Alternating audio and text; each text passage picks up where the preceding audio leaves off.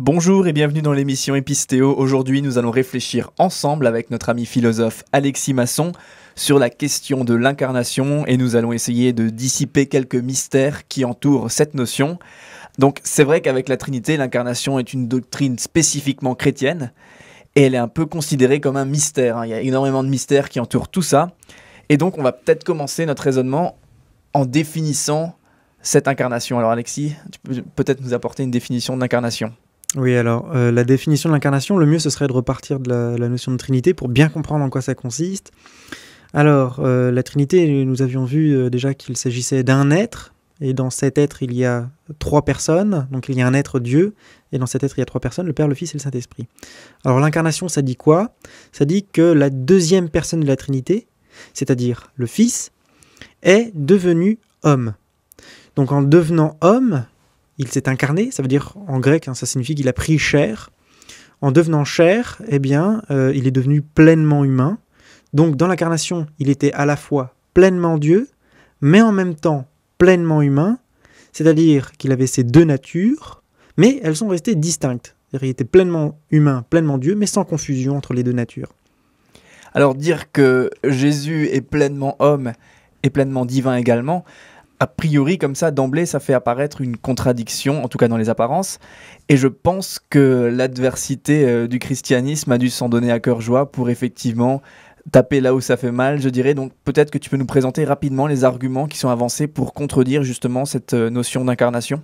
Beaucoup ont insisté sur effectivement cette contradiction apparente entre la nature humaine et la nature divine.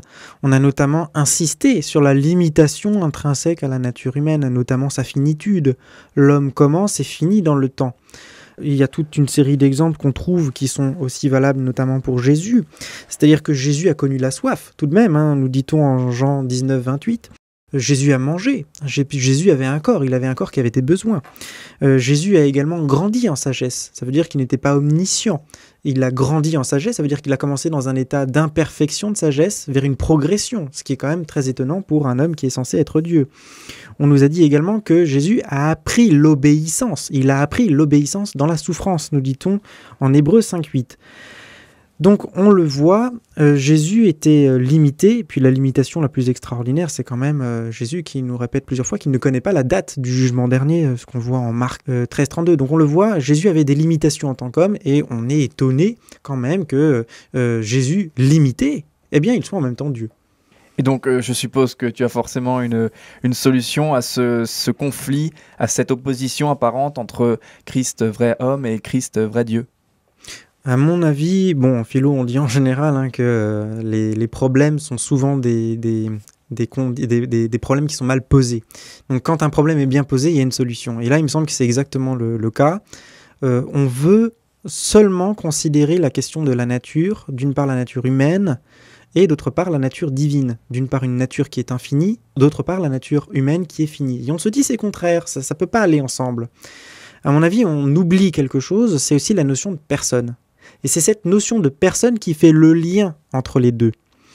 C'est-à-dire que ce n'est pas Dieu en tant que Dieu qui devient chair, mais c'est Jésus, la personne Jésus qui préexistait déjà en forme de Dieu. C'est la personne Jésus qui est Dieu et qui est aussi humaine. C'est-à-dire que c'est pas l'homme qui est Dieu, c'est pas Dieu qui est homme, c'est une personne Jésus qui est Dieu et qui est homme. Je vais donner un exemple pour que la chose soit à peu près claire.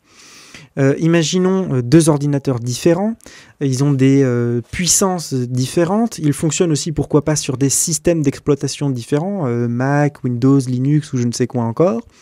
Eh bien, malgré leurs différences, un même programme peut fonctionner sur ces deux ordinateurs. Le meilleur exemple à mon avis, ça reste quand même Internet. Internet peut donner les mêmes informations sur les deux ordinateurs différents.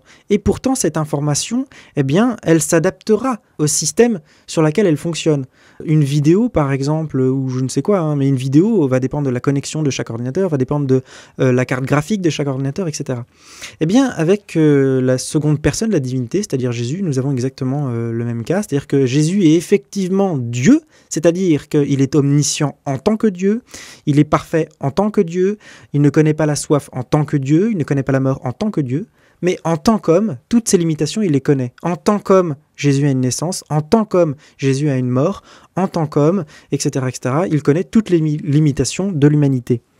Alors effectivement, le Christ a ces deux natures, divine et humaine. Mais si on se concentre sur la vie terrestre de Jésus, était-il à ce moment-là seulement homme ou également avait-il à ce moment-là sa nature divine ? Oui, c'est vrai que la question s'est souvent posée parce qu'on s'est dit effectivement que Jésus préexistait en forme de Dieu, comme on dit dans Philippiens, et on se demandait si effectivement dans son humanité il était encore Dieu. Mais là encore, revenons sur cette notion de nature. Dieu est éternel, Dieu ne change pas, il est immuable, dit-on. Donc si Jésus était Dieu, eh bien même dans son humanité, il reste Dieu. C'est-à-dire que le changement ne se produit pas au niveau de sa nature divine. Le changement se situe au niveau de sa nature humaine. Il commence à être homme, et puis il meurt et il ressuscite. Mais ça, c'est au niveau de la nature humaine. Au niveau de la nature divine, il n'y a aucun changement. D'accord. Eh bien, Alexis, merci encore une fois pour ces explications sur cette notion d'incarnation.